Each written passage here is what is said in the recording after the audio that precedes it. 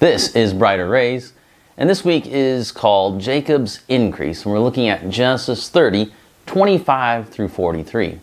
Now, as we study the lives of Abraham, Isaac, and Jacob, I hope that you've been struck by the loving care and provision of God for these men.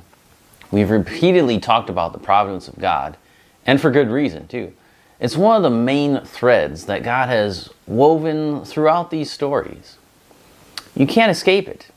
God shows us how He is putting together all these people, good and bad, and these events, advantageous and destructive, they're putting them all together to bring about His promises.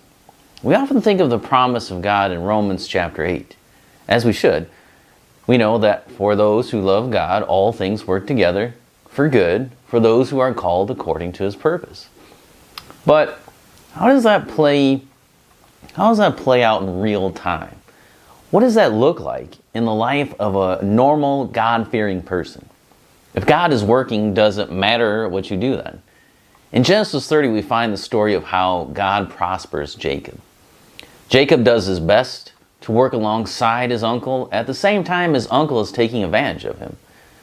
Jacob does what he thinks will help him, but behind this story that we're going to look at, and the actions of Laban and Jacob, God is working a whole nother story. God works on a whole different level than what Laban and Jacob are knowing, what they're seeing, what they're trying to do too.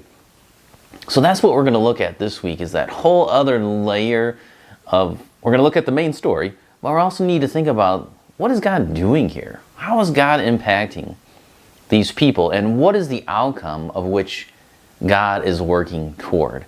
And so that's what we're going to look at this week. So come back next time and we'll start off by looking at verses 25 through 28 in Genesis chapter 30.